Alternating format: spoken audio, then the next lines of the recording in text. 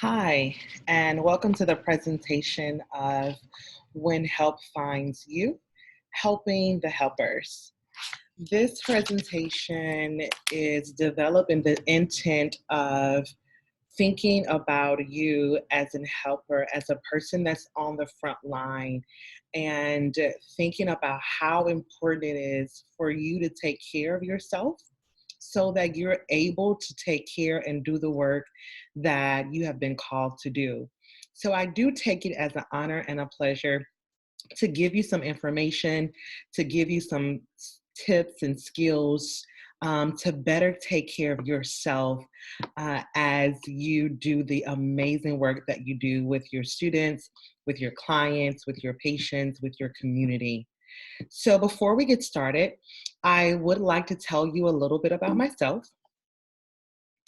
My name is Viveca Johnson. I am a licensed professional counselor. I am a board certified telemental health therapist as well. And I am the owner of Forward Moving Counseling Services. Um, I have a lot of experience of working with individuals with trauma and trauma stress related disorders, premarital and marital counseling, relationship issues, and college mental health. I've had the privilege of being a senior mental health clinician at LSU Mental Health Center and two other college campuses for about 5 to 7 years. And so I know the work that you do in regards to dealing with the college population. Um, I want to talk to you about a topic that I think a lot of research is being developed around and important for frontliners and caregivers to know about, and that's compassion fatigue.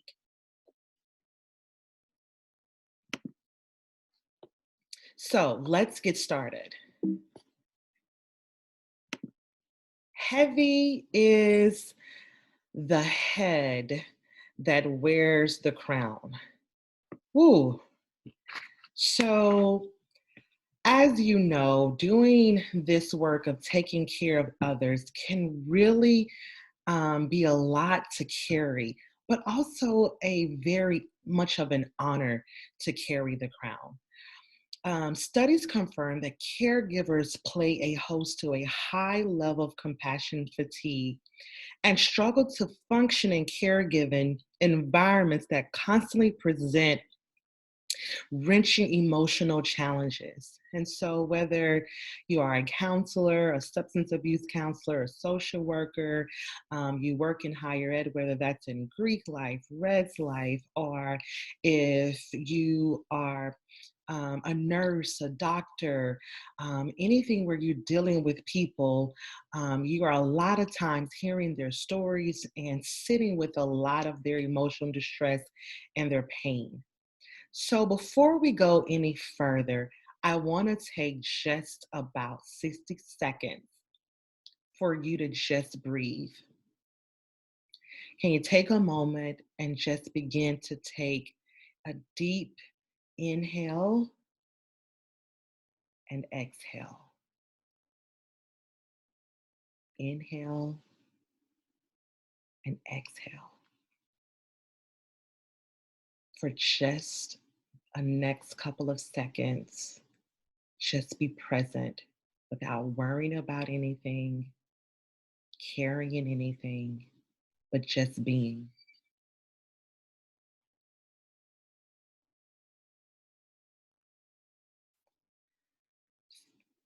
A wonderful quote that I found that I really like, and you'll see it posted throughout this presentation. It says, "In an effort to view the world from the perspective of the suffering, we suffer." And so a lot of times we can secondarily feel and experience some of the things that we see and we hear about as we work with our clients.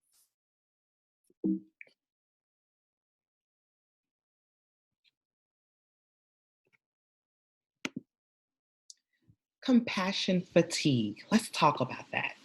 So, if you've ever been on a plane and listened to the flight attendant before takeoff, you are always cautioned to follow these instructions in the event that the oxygen masks fall from the ceiling. Most of the time we are not paying attention to the flight attendants when they're saying this. We're usually still getting settled or on our phones, but they do tell us to put on your own mask before trying to help someone else, even if that someone else is a vulnerable person like a child. And a counselor wellness expert said that same ideology really do need to be applied on the ground for our health caregivers, for our frontliners, for our helpers. We have to learn that helping ourselves first is a principle that allows us to be our best at providing the services that we provide for the people that we work with. Many times, especially counselors, you're very familiar with the term self care. Um, and even just any person, right? Everybody is talking about self care. And sometimes we hear it so much that it really becomes almost like a preaching ideology, right? But the truth of the matter is that it can be a very challenging concept to really embrace and practice in our own lives, and also to do it effectively. Because really, self-care is not about going to the spa or taking a trip away, but how can I holistically care for myself continuously throughout my life so that I can show up and do my best work? And so, as life gets busy, a lot of times what happens that we begin to handle our problems and our stresses on our own, and we begin to become overwhelmed and feel as if we've taken on too much. And what happens is our needs become overlooked as we're taking care of everyone else. And then our perspective about what we do and the work that we provide can quickly take a downfall. Wellness is such a critical factor in being a healthy caregiver. And so, what happens if when we don't do this well, compassion fatigue is something that will develop. So, compassion fatigue is defined as chronic stress resulting from the caregiving work we choose to do. People who are attracted to caregiving often enter the field sometimes already compassion fatigued. Let me explain that a little bit more. A lot of times when we enter into a field of a helping field, we can have our own experiences kind of shape that decision, because a lot of times what we found in research that people that want to be in a helping field have experienced their own sense of helplessness, their own trauma, their own suffering, where their needs were not met, where they didn't get the help that they needed. And so it then becomes the driving force to be in a field to help others. And so what happens is your vulnerabilities, right, now is leading into me wanting to do something that is really a good thing to do, but also can make me vulnerable to the work that I do. A lot of times, also, when you're looking at the helping fields, many of us are taught in an early age that you care for other people before you care for your own needs. We can sometimes see this so very simply from our mothers, right? If you grew up in a household and with your mother, it is not strange to see her taking care of the kids, taking care of the house, still going to work and doing all of these things and having this superwoman complex that you have to do everything, right? And so you're not shown really good, healthy self-care practices. It's usually very absent from our lives. And I think it's not strange to see that many people that choose a helping field, a helping career, are women, right? And so, yes, we do have men, but there is a vast majority of people that choose this field that are women. And so you're already taught that you take care of everyone else. And so you bring in that ideology already into a field that already is going to weigh a whole lot on you. So let's talk about some of the personal vulnerabilities that you can experience. So, some of those can be your work condition for sure, your socio-cultural context, your own experience of trauma, grief, or loss, or even an indirect trauma. Um, there are, and even systems failures as well. So when you're thinking about it, right, a lot of times when people that are in this field or choose to be a healthcare giver, that I think we have to be wise enough to say, okay, what are my own personal vulnerabilities that could really play a role in how I show up in the work that I do? Did I experience a loss? Have I been direct or indirectly exposed to trauma in a way that once I am experiencing that with a client or working with someone, how does that weigh on my ability to be present and do the work that I do? So, what are some of these professions that can experience some of what I'm talking about? Compassion fatigue. Nurses, doctors, therapists, social workers, first responders, advocates, higher ed, student affair personnel, school counselors. All of these careers can really experience compassion fatigue and secondary trauma. And I'm going to talk a little bit about what that is in a moment. And so we are asked as professionals to provide a tremendous amount of empathy to our clients. Many times we listen to very tragic, emotional, distressful stories that we are offering empathy to help them work through and process what they're going through. But at the same time, it is not meant to be a two-way street. I am not in a place where I self-disclose or where I am helped from my client, right? My client is not there to provide empathy for me. But somehow, when you do that work on a daily basis over and over again, if you really don't have an outlet to receive the empathy back, you are truly finding yourself depleted.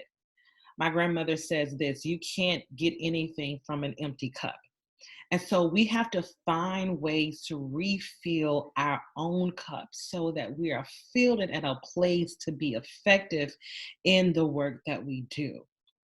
And so I want to talk about how we do that. And that is navigating fatigue.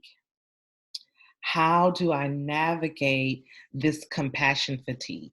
Compassion fatigue are normal displays of stress resulting from the work that we do, right? It can be disruptive. It can even display as depressed low moods. It can be irritability and mood changes that can have a negative effect on your life. But with recognizing what it is, it can really bring positive change, transformation, and a new level of resiliency to your life. Because what happens is now you are aware of what's going on. So you're putting things into place, right? So that you do not get to a place where you're completely fatigued, you're completely burned out, and your mental health is now being impacted. So, how are we affected by this compassion fatigue? What does it look like? As a result of coming in contact with individuals that experience trauma and those that are in the helper and healer professions, we're more likely to develop our own trauma symptoms and reactions. This really do make me think about kind of what our world looks like right now as we're navigating this new norm due to COVID-19, and thinking about our frontline workers, our doctors, our nurses, our police, our first responders, and our counselors, right? And so I'm remembering on the news recently, there was an emergency room doctor that had been working day in and day out with with patients who have been positive for COVID-19 and a lot on the ventilator, and a lot of them that had died. And so, a couple of weeks of doing this day in and day out, she unfortunately committed suicide. And the people around her was the people that knew her were very shocked that this had happened. Well, can you imagine seeing death every single day, multiple times over and over again, and don't think that your mental health is will not be impacted and that you're not going to have a response and a reaction to that? Of course you are. Anybody would. And so this is why it is so important that we put things and measures into place so that we're dealing with the stuff that we're seeing and that what we're hearing, so that we are not negatively impacted, and that the people that we love, our family, our friends, are not impacted by the work that we do. So here's some stats for you.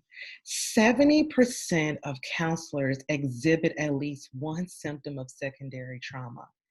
And I'm going to give you some of those symptoms further in the presentation. 42% of counselors reported that they suffered from secondary trauma. 36% of forensic investigators reported experiencing moderate to high levels of traumatic stress. And 50% of child welfare workers reported severe secondary trauma. So if you are sitting with people that are having their own trauma, or you are in the middle of dealing with people right now in the middle of this crisis, dealing with COVID-19, you are vulnerable to secondary trauma and you have to take care of yourself. So here's the quote at the top of this slide, that I quoted earlier. It says, "In our effort to view the world from the perspective of the suffering, we suffer." And so I want to talk a little bit now about the continuum of what can happen when we don't take care of ourselves.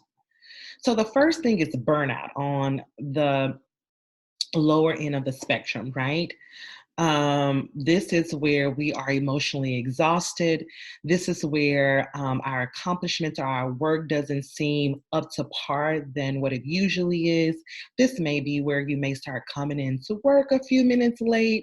You may forget to do something. You may be a little irritable at work or with your family or friends or things like that. And so, um, this burnout, and there's been a lot of talk around burnout. It really does happen. And this is the first sign to say, wait, something is going on. I am not being my best self. I am not at a place to where I am able to do the good work that I normally do. This is my red flag. This is my alarm going off that I need to put some things into action. If you don't do that, what happens is burnout will then lead you into compassion fatigue.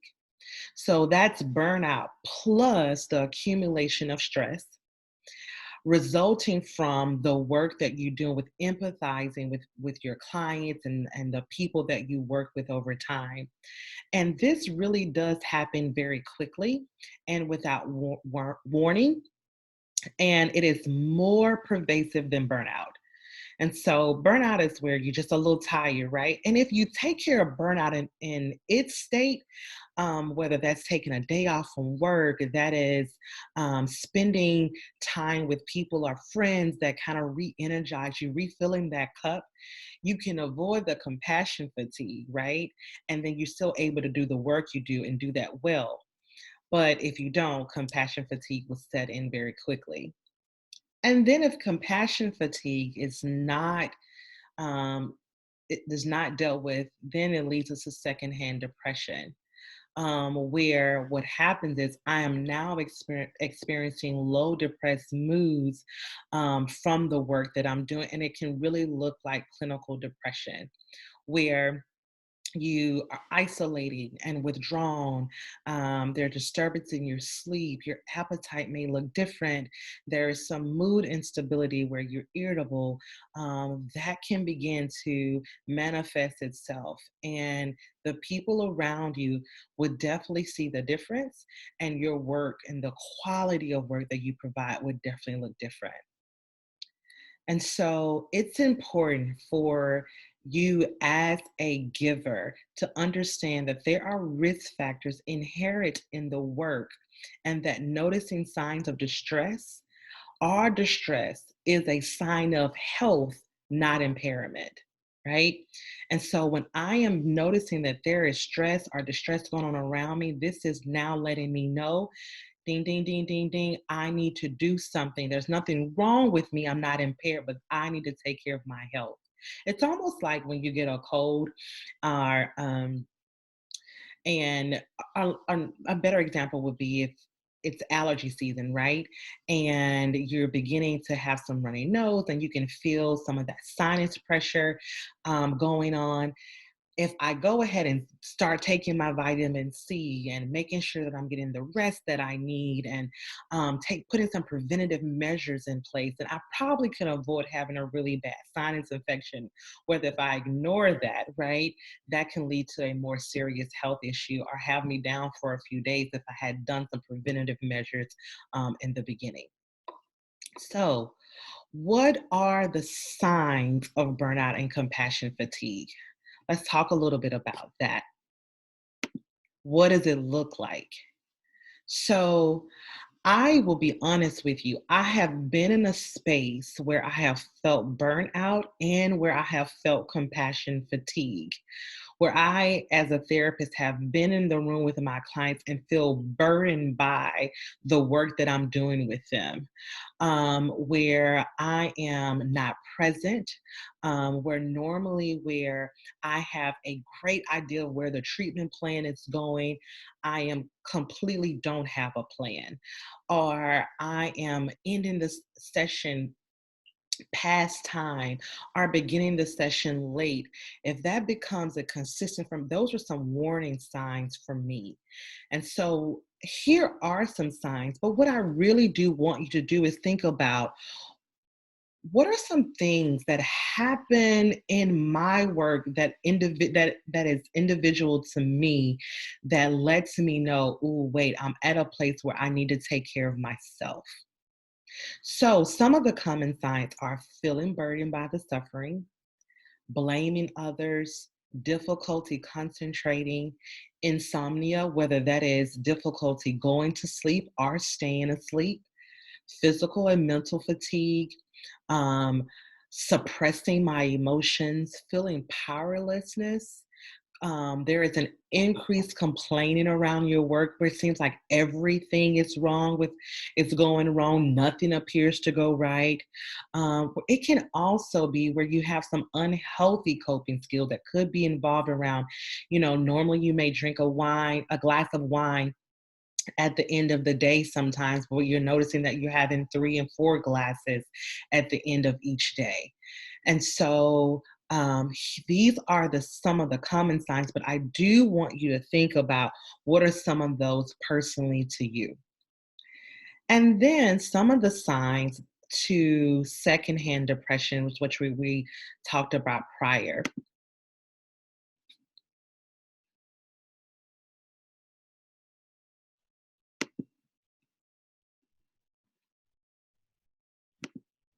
So those could be that low energy, fatigue, changes in your behavior, difficult concentrating, even some symptoms that will look a little bit like trauma recovery symptoms as well.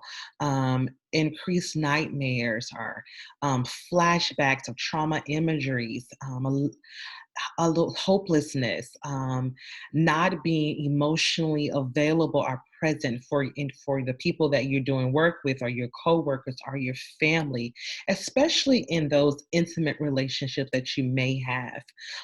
Denial about what's really going on in your life and how you're really feeling can definitely be some additional symptoms of secondhand depression.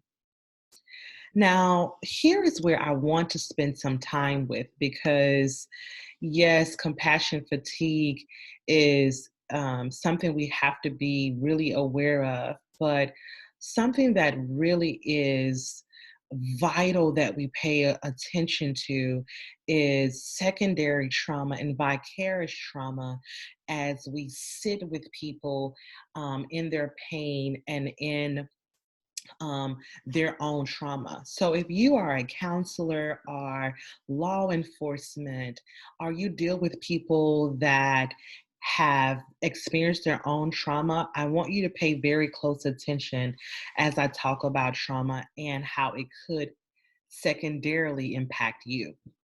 So, vicarious trauma is a shift in one's worldview that occurs in helping professionals when they work with individuals who have experienced trauma. Helper and healers notice that their fundamental beliefs about the world are altered and possibly damaged by being repeatedly exposed to traumatic material. So, in the beginning of the presentation, one of the things I mentioned to you is that one of my specialties is working with people with PTSD and trauma and stress related disorders. One of the things I also do is help supervise interns. And so trauma is a very unique thing to study. It's such a wonderful field of counseling, but can be very, very weighty on the person providing the care.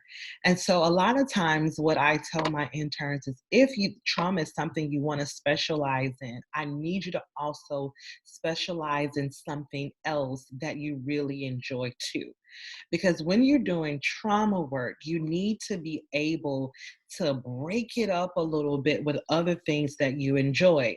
So if I'm working with a client on their trauma narrative or their trauma timeline, I may have some clients that's a part of that schedule of that day that may not have such severe stuff going on, where it may just be some relationship issues, or it may be someone that's needing a career change, something that doesn't require as much from me as the person that is walking through them with their trauma, because it can be overwhelming. And so bringing some balance to that, because as you hear a person's story or trauma, you can really, really be infected by that if you're not taking care of yourself.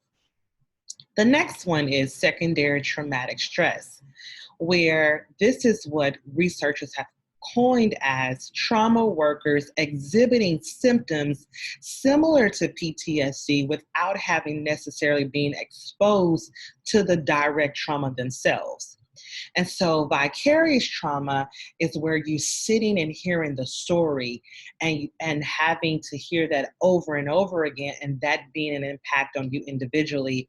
But secondary trauma is where you've done that so much to where now you're experiencing the symptoms of PTSD, but you were not even exposed to the trauma. And so if you are working in high stress, trauma exposed fields, right? Healthcare professionals, judges, therapists, child abuse investigators, this is something that you're deeply impacted by. And so it's important that you protect yourself. It makes me also think again about what our world looks like. And I really do believe we are right now having a global trauma where we're being exposed to this virus that have disrupted our lives and how we routinely do them.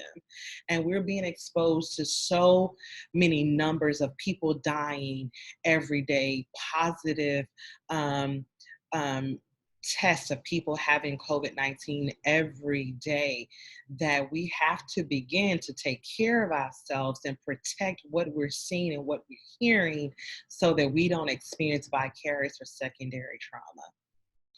So I'm talking about trauma. Let me tell you what trauma is. Trauma is defined as a psychological, emotional response to an event or an experience that is deeply distressing or disturbing. In my own words, I like to define trauma as anything that impacts the safety and security of your daily life. And as a counselor, I explain to clients that there's a thing, it's small traumas and big traumas, right?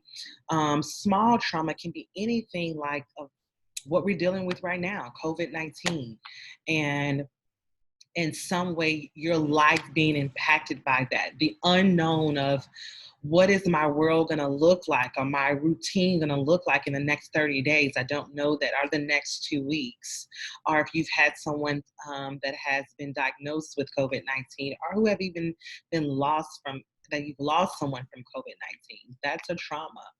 All the way to some of what I call the big traumas, right? That we're fully aware of, where that is from sexual abuse, physical abuse, emotional abuse. And we're going to talk a little bit about that as well. So what are some types of traumatic events? So sexual abuse or assault is an actual or attempted sexual contact that is without consent, exposure to age inappropriate sexual material or environments, sexual exploitation, unwanted or coercive sexual contact, physical abuse or assault, whether that is actual or attempted infliction of physical pain with or without a use of an object or weapon, emotional abuse or psychological maltreatment, right? Where there's verbal abuse, emotional abuse, or excessive demands on a performance that lead to a negative self-image or disturbed behavior. And then there's neglect, failure by a child's caretaker to provide needed and age-appropriate care, although financially able to do so, or offer financial or other means to do so. Physical neglect, that could be medical neglect, that can be emotional neglect. Serious accident or illness or medical procedure, which is an unintentional injury or accident, having a physical illness or experiencing medical procedures that are extremely painful or life-threatening. That's coronavirus, right? Something that can happen unintentional. We did not know that this was going to be something that has impacted our world 6 months ago. Witnessing to domestic violence. This is an indirect trauma, exposure to emotional abuse, actual attempted physical or sexual assault, or aggressive control perpetrated between a parent or caretaker or another adult in the child's home or environment. A victim or witness to community violence, extreme violence in the community, whether that includes exposure to gang-related violence or police violence, all of those things that happens.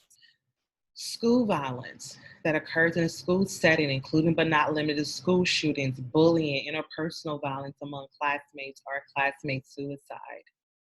Natural man-made disasters, a major accident or disaster that is an unintentional result of a man-made or natural event, or forced displacement. This global health pandemic is an example of that. Traumatic grief or separation, system-induced trauma, war, terrorism, and political violence, victim witness to extreme personal or interpersonal violence. There are so many different types of trauma, which is why there's a very high percentage of people that have or will experience trauma because there's so many different ways that we can do that. Remember, it is anything that disrupts the safety and security of your daily life. So let's do a little bit of an activity. Now, this is really odd for me. I would tell you doing this presentation and not being in person because I really do like to engage with my audience. And so I just want you to kind of think that I'm there with you and we're actually in a conference room doing this presentation and we're going to do this activity together. So I wanted to make this a little bit lighthearted. So I am using Disney stories and characters, but I want you to think about um, what is the possible traumatic experience. So here's your first one.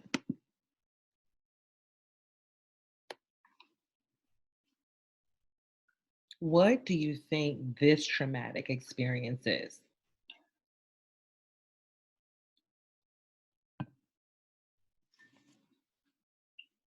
So I don't know what your answer is, but I'll tell you the answer.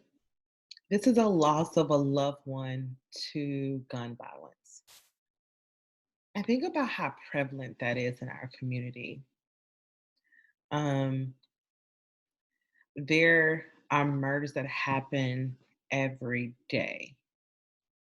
And so when those murders happen, there are family members that are left behind. There are friends that are left behind, a community that is left behind that have to deal with the experience of processing and managing their emotions of losing someone that they love. And many times, in some way or another, as a caregiver, you will see that person, whether that's in counseling, whether that is on the scene as law enforcement, whether that is now someone that is on your college campus. Um, they show up in the space that you do your work in.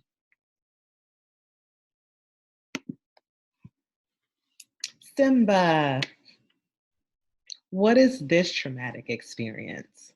I'll give you a minute to think. What could this possibly be?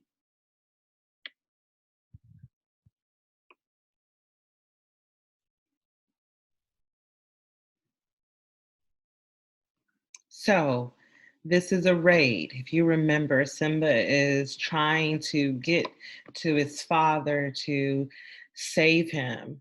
And then all of a sudden, this raid of these animals come out in the midst of him trying to get there.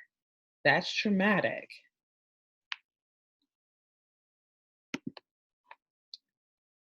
What is this traumatic experience?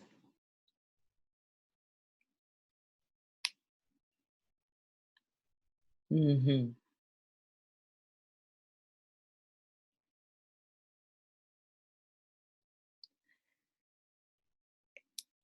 If you guess abandonment, you're right. And so here he was in the forest lost without his parents, right? And now having to be raised by the bears and the wolves and all the animals in the jungle, right? And so, but not being connected to or having the attachment to its parents. And so dealing with abandonment. And this is a very common traumatic experience, too. Um, even if the person was in the household with their parents, there could still um, be the trauma of abandonment there if the parent was not emotionally available or emotionally attentive or if they were emotionally neglectful, right? That is abandonment. And what we do know is that our parents really do play the role of setting the foundation of how we show up in our relationships as we get older. And so, if abandonment is something that I experienced in my childhood as a trauma that is not processed, what usually will happen is I will get involved in relationships with people who are not emotionally available, or I am not very trustworthy, I'm very guarded. And so a lot of interpersonal dysfunction can develop if this is not processed.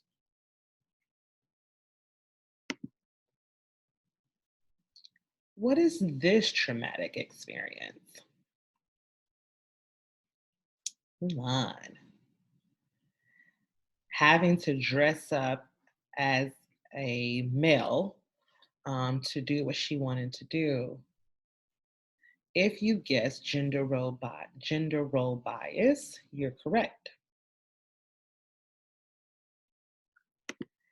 And our last but not least, you can't do a Disney story and not have Cinderella, of course. What is this traumatic experience?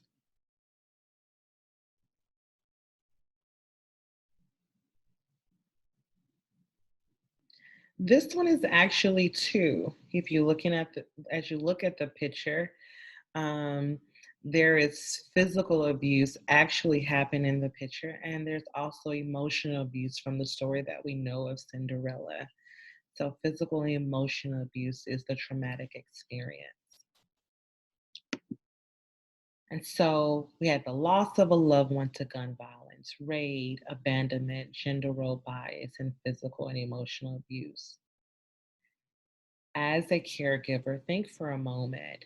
I'm sure you have seen clients or work with people that has shown up in your space where you have to work with them that have had at least one of these traumatic experiences. So what does that now mean for you as the person that's providing care and the possibility of dealing with fatigue and secondary trauma response? Let's look at trauma response. So here's the thing about trauma. Um, in its unique self, trauma, two people can experience the same trauma, but have a very different trauma response. Resiliency and protective factors play a role in how we respond to trauma. Let's do an example. So let's say there are two counselors, right? And they both work with trauma clients, and they are from different backgrounds. They both have experienced domestic violence in their own personal lives, that has impacted their security and their safety in some form or another. And they are in the process of both having trauma cases where there has been crisis going on, right? So you have one counselor who works at a facility that has a lot of support. She has a great supervisor, have a supportive family and social network.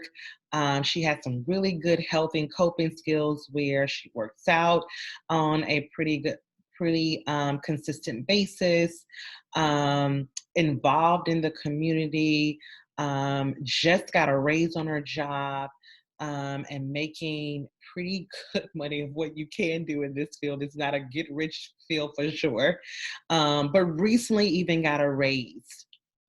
But then you have this other counselor who works at a community health agency that has limited funds and not able to have provided a raise in the last 10 years.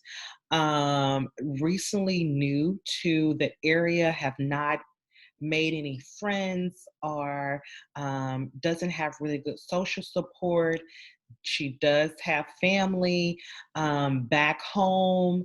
Um, she also grew up in a household where there was um, some child maltreatment, some substance abuse, and some domestic violence in her history, as well as dealing with recent current domestic violence, right? Got the picture? Two different counselors. And so, as they're sitting with their clients, working with them through their own trauma timeline and narrative and helping them process their trauma. Client counselor B level of resiliency is very different from counselor A, and the protective factors are very different. And so counselor B is having more compassion fatigue. She's also having some symptoms around secondary trauma and having a hard time doing the work with her client. Counselor A is having some compassion fatigue, but no secondary trauma responses, but have things in place to kind of help her maneuver through. And so, as your caregiver, you have to also think about your own personal vulnerabilities that can play a role in how you could possibly be exposed to the work that you do. And so, some of these physical response, as you can see on the slide, could result in some physical health issues like hypertension, heart disease, high level of stress. Um, the social responses could be a breakdown in your family and community systems and your ability to network and connect with other people, and even resulting in the psychological responses to where you develop some mental health, clinical mental health disorders, such as a mood disorder, such as depression or anxiety, or even PTSD. Um, and so, what are my own personal vulnerabilities that I have to be aware of that can show up in the space that impact the work that I do? So let's talk a little bit about it in more detail. So whenever there is trauma, there is always going to be some cognitive and behavioral responses. Some of the ones that are very common that you see are intrusive thoughts, nightmares or flashbacks of the event of the trauma, and irritability in the mood. You can almost count on at least those three showing up.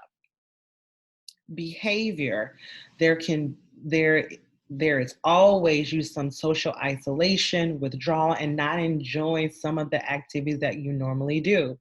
So if you find yourself where going out with your friends on the weekend or going home to see your family or having Sunday dinner is something that you normally do, and you're finding yourself in a pattern 3 weeks in a row, I don't want to do that, that's a red flag that my behavior is changing and that I may need to check in with myself and see what is really going on. And then there are also physical and psychological symptoms that also happen as well. Fatigue, that is a big one for me. If I am constantly being fatigued or having headaches all the time, or my shoulders, having that tightness in my shoulders and back, that's a huge sign for me. Wait, hold on, beep, beep, beep, beep, beep, beep, beep. There's an alarm system going on. I need to check in with myself and take care of myself.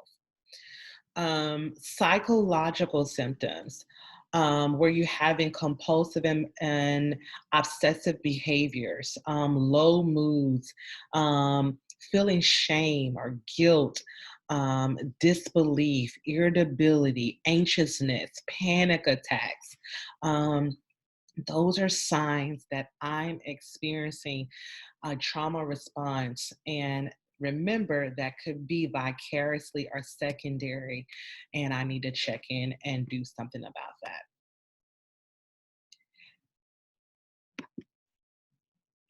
So, what happens if I don't stop? If I say, you know what, put my cape on and I'm gonna push through because I got to get it done. Well, there is a cost to that.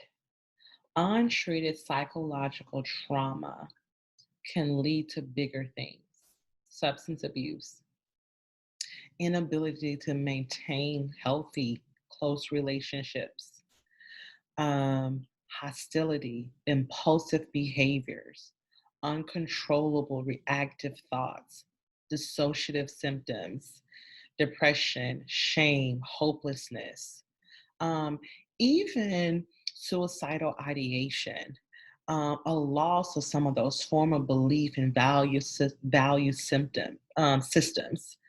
Um, that really does impact your world, how you show up in your world, who you allow in your world. All of that really is now becoming convoluted in you not dealing with and taking care of yourself. And it definitely does lead to a cost. So, as I've shared with you some symptoms and shared with you and talked to you about trauma and things that you need to be aware of, I need to be aware of burnout. I need to be aware of compassion fatigue. I need to be aware of secondary vicarious trauma or secondary depression. How do I start to one assess, right? Because once we become aware of something, then it opens the door for us now to bring about change. So, one way to do that, there is a compassion fatigue and compassion satisfaction scale. So, if you find yourself at a place of wait, I am getting some of these symptoms and signs. I am noticing a difference in my work and my ability and my productivity and my mood, in the things that I normally do. I really need to see if I need to take the next step of, even if that leads to getting my own therapy. And I am an advocate of givers, especially counselors, having their own counselor. I say every good counselor have their own counselor. So this assessment screens for compassion fatigue, burnout, and secondary traumatic stress scale. I have put a copy of this assessment for you to see, but I am going to give you my email address at the end of the presentation. So if you want a well, not a hard copy, but an electronic copy of this scale, I can definitely email this to you.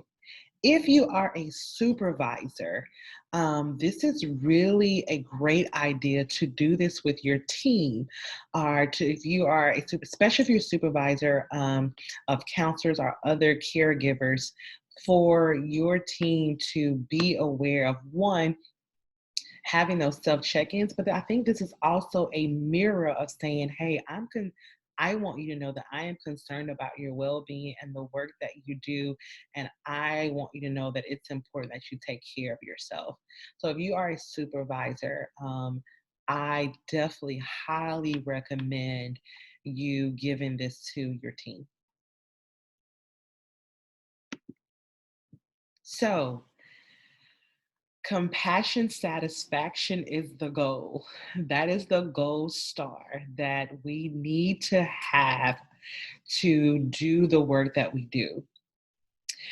As a caregiver, you should make it a priority to walk the talk and model wellness for your clients. And you do that by taking care of you. Compassion satisfaction refers to the positive feelings derived from competent performance as a helping professional. It is characterized by positive relationships with your colleague and the conviction that one's work makes a meaningful contribution to clients and society. If you remember in the beginning of this presentation, I talked about compassion fatigue will lead you to have a declining view of the work that you do, but compassion satisfaction allows you to see your work as a meaningful contribution to the people that you work with, and the community and society at large. So, how do we do this? So glad that you asked, even though I didn't hear it, right? Doing by exactly what you're doing today, this is getting some psychoeducation around how to care for myself, clinical supervision, ongoing skills training in the work that you provide, self-reported and screening, that is like that assessment that I gave you a few slides ago. Creating a balanced caseload. Remember, I talked about when I am doing trauma work, I have to fit other caseloads in my cases that doesn't pull on me as heavy as my trauma ones will, so that my day doesn't leave me empty and I don't have anything else to give. Especially if you not have anything else to give to the people that you love the most, whether that's your family or your friends. You don't want to be depleted by the work that you do. Flex time scheduling. If this is something that you can talk to your supervisor with or your boss in regards to, hey, I noticed that I am more effective at the 9 o'clock hour. I can stay a little bit later. Can I do not? 9 to 6 instead of 8 to 5. But taking some time to figure out what really works for you. Having accountability. It is very, very important that you have some colleagues in the field that you work in that can understand the work that you do, that you can consult with, that you can talk with, and that can hold you accountable to making sure that you're having good self care and taking care of yourself. And exercise and good nutrition. I'll be honest, I'm not the best at the exercise part, but I do know that when I am having high levels of stress, I am more intentional about what I'm eating and trying to get a little bit more physical activity in. And I will give you a secret. When you get your heart rate up really high, those same um, the same your body naturally produces the same thing that antidepressants and anti-anxiety medication SSRI releases for you. So getting exercise in is a great thing to do to help take care of yourself. So what are some self-care tips? Especially right now, this is definitely one of the things that I'm sharing with all of my clients is limit the amount of daily news that you watch or you read about. And that includes the news that you watch on the TV, but social media as well. Right now, everywhere you look, we're seeing things about COVID-19 and the impact that it's having on our world. One of the things that I personally do, I am paying attention to what's happening on the news. It's a day on, day off. Too many things don't drastically usually change within 24 hours, but limiting that amount of information, right? Because we know that what we're seeing and what we're taking in really does play a role in our mood and can really impact us. So limiting that, trying to come to terms with the fact that pain and suffering are realities of life over which we have little or no control. And I do understand, I am very aware that anxiety really can manifest itself when you feel like you do not have control. But knowing that suffering is something that we all experience. It doesn't matter your race, your ethnicity, your background, your economic status. One of the things that we share as human beings is that we all suffer. That is a common humanity thread that we all share. And so coming to terms that pain and suffering is a part of our world. And that is what one of the things that makes us imperfect. But it's okay, and that we'll get through it. Be grateful for what is good in your life and in the world. As most of us are still quarantined, what are some of the things that you can be grateful for? Is that I'm getting now more time with my family and my friends, or that this time now has allowed me to be productive and create some things I've been wanting to do or finish some projects? Or the fact that I've gotten the needed rest that I needed to do as well. So, what can I be grateful for?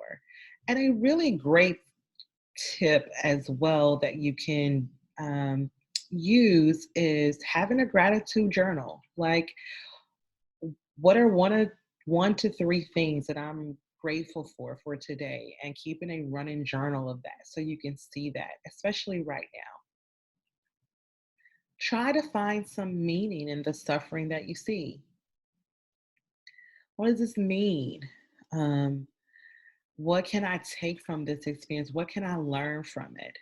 Because I really do believe that there are lessons in our suffering and our pain.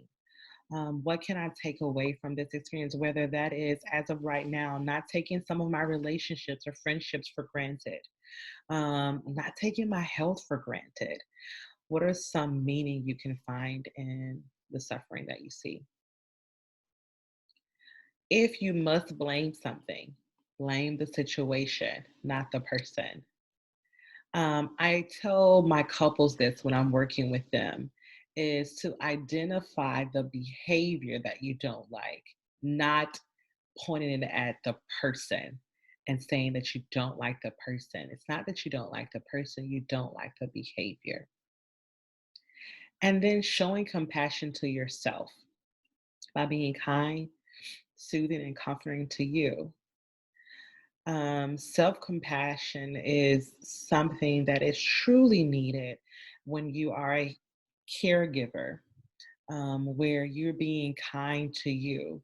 And I always tell my clients this, and when I do my self compassion group, is that one of the ways to really start and embracing self-kindness is changing your perspective to self-kindness is not something that I have to earn, but it's something that I really do deserve.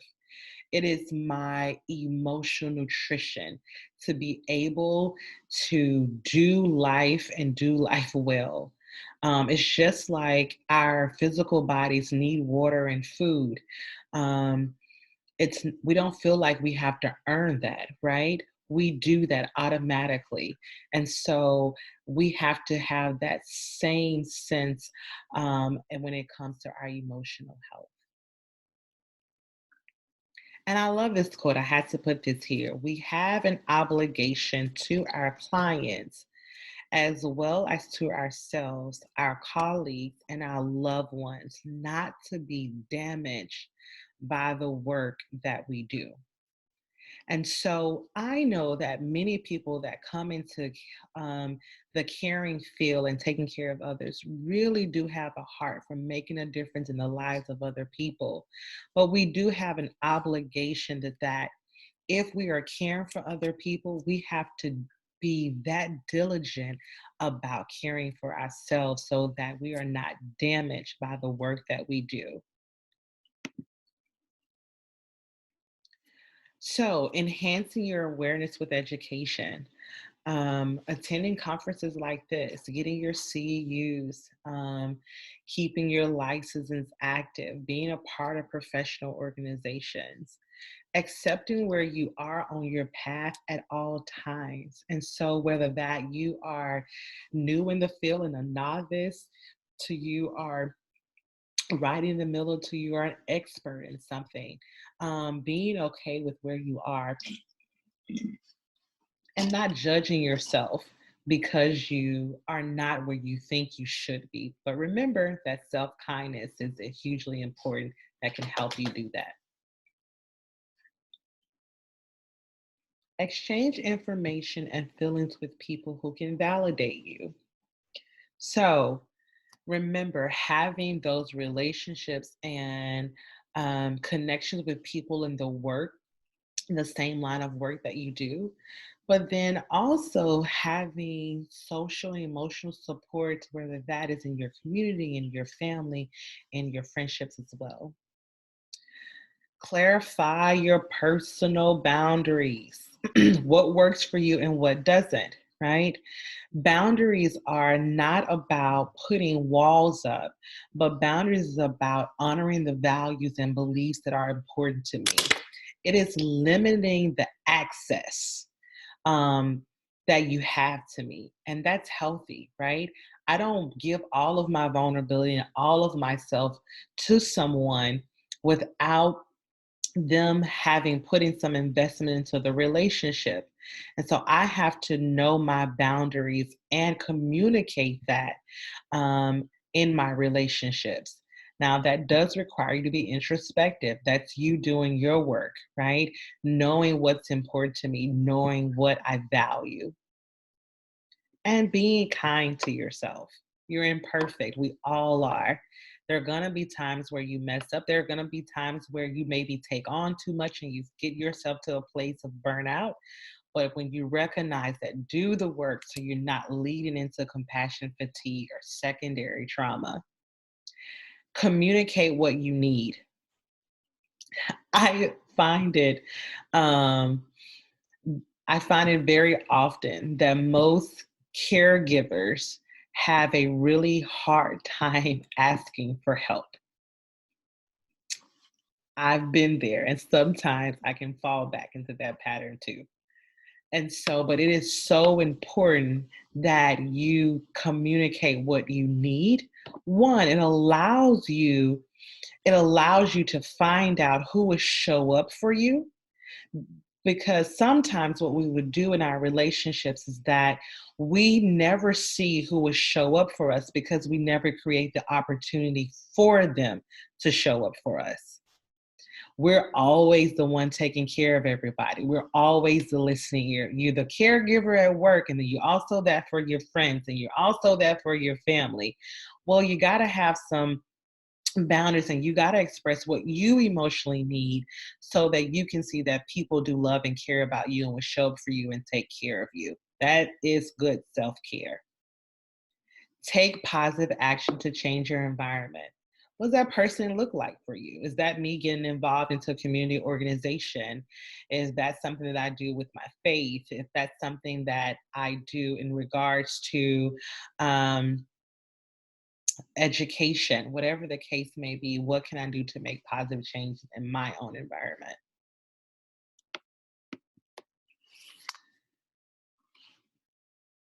And then also for your coworkers, reaching out, talking to them individually about the impact of their work, establishing a consistent work-life balance. Ooh, balance, balance, balance.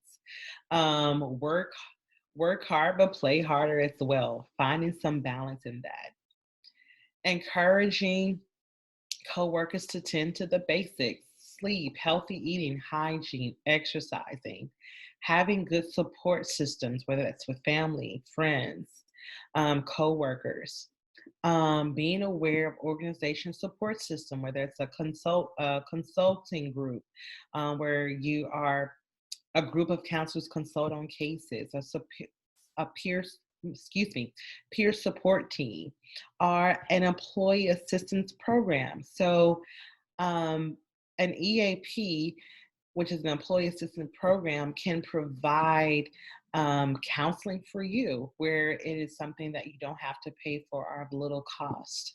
There are things in place that can help you. Um, and encouraging coworkers to discuss their experience with their supervisor or close colleagues so that they are getting the support and help that they need. Even in our work environment, sometimes they are filled with so much stress, fatigue, where we can even feel irritable, right? It is so important that we are trying to change the work environment even for the better. Um, but sometimes that requires us to move out of our comfort zones. We tell that to the people that we work with, right? While you're helping others, who who's helping you? Your work should be only a part of your life. There are other parts of your life where you have to make sure that you're getting that cup refilled.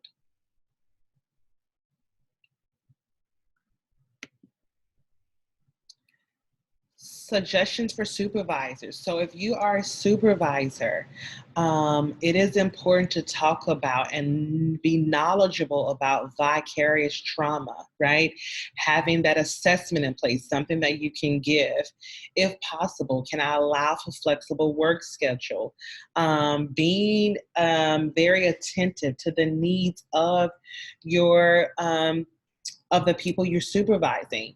So if I'm supervising someone and I notice that their mood has changed, the way they show up to work is very different, where they're isolating or withdrawn, or they're being consistent with not showing up on time, checking in to see if there's something that they're needing, or how can I assist them in being their best selves to show up on the job and do the great work that they do. How do we create spaces for even self-care at work, whether that's reading or writing? One of the things that we did at LSU Mental Health is in the summer when kind of it was a little bit not as busy as the fall and spring semester, we would have self-care lunch hours. So we would eat our lunch together as a team, and we would color adult coloring books, or we would watch TED Talks about gaining knowledge and information about the work that we do, or we would just even knitting. One of my colleagues was great at knitting, so she taught us how to knit. But being creative about developing and cultivating spaces of self care, even on the job for um, your workers. And here are some suggestions for the people that love you, right? And so for your family members, one of the things that my family members and close friends know about me is that there are times where I call it my downtime, where I am going to put my phone on do not disturb and I disconnect from the world because I'm now needing to refill the tank. And so let them know that, hey, this is a Saturday or a weekend that I am not going to be available. I just need to kind of take care of me. So I'm sharing my concerns and developing strategies to help me be my best self. Make your loved one aware of the fact that your reactions aren't always about them, but maybe about your job. Create an open and safe space for you to address some of your reactions. And so whether that is like, okay, I need alone time, right? I just need to be by myself for a moment. That it's not necessarily about them, but just about the work that you're doing and you need to take care of yourself. Encourage your loved ones to even ask about your job and its demand and its impact, because even heroes need a place to escape sometimes, right? Where they can be a listening ear for you. And so here are 10 laws as we're coming to the end of the presentation of governing healthy caregiving. Number one, sustain your compassion. So I talked briefly about self-compassion. Self-compassion is a theology that I love and is truly dear to my heart. And three of the components of self-compassion is self-kindness, right? Being kind to myself, mindfulness, where I can be present with my thoughts and emotions, but without judgment, and common humanity, that piece of where we all suffer and I'm not alone. Because what will happen a lot of the times is when we are suffering, we will make that suffering very specific to just myself, seeing it as only me that is going through that. And that can become very isolating and can have some negative effects on you. So, being kind and compassionate to yourself. Two, practice authentic, sustainable self care daily. That's that example of the gratitude journal that I gave you early. Having downtime for yourself, having self check ins with yourself, doing those things that you enjoy, finding a way to have that a part of your daily life. Create a work life balance. Yes, create a work life balance. Listen, this is hard to do. It is easier said than done, but working on that. And I skipped number three, that was build a support system. It is imperative as a caregiver that you have support systems in place for you. You have outlets for you that feel safe, that where you can be vulnerable and transparent, and that has a healthy level of emotional intimacy. 5, apply empathic discernment. Okay, what am I feeling? What do I need right now for myself and taking care of you? 6, recognizing the humor. Where can I laugh? Where can I escape and just let go and have a sense of laughter? 7, learn to let go. The things that you decide, wait, you know what, I can just let that roll off and keep moving, do that. Don't allow yourself to stew in that distress. 8, this is hugely important. Acknowledge your successes. I think as a caregiver, many times we can overlook our own successes and the things that we accomplish. We can be everybody else's cheerleader, but not our own. So, learning how to be my own cheerleader. 7, remain optimistic. And 10, elevate levels of compassion satisfaction. So, a really great resource that I can share with you is by Dr. Kristen Neff. Her book is called Self Compassion. It talks about those components that I mentioned early that can help you develop self compassion, how to take care of yourself, and have really great levels of compassion satisfaction. So, my wellness kit, making sure that I have healthy and sustainable relationships that are safe for me, where I can be vulnerable, where I can be my authentic self. Checking on my energy, allowing spaces and people to pour back into me so that my energy is at a great level so I can be present and do the work that I do and do it well. Having those things that are important to you, the things that you value in place and a part of your daily life, so the thing that centers you, the thing that gives you the drive and the motivation to keep going. That is your wellness kit. And last, as we end, this is my short letter to you. So, dear clinician, dear advocate, dear law enforcement, whatever your field is, remember you are stewards not just of those who allow you into their lives, but of your own capacity to be helpful.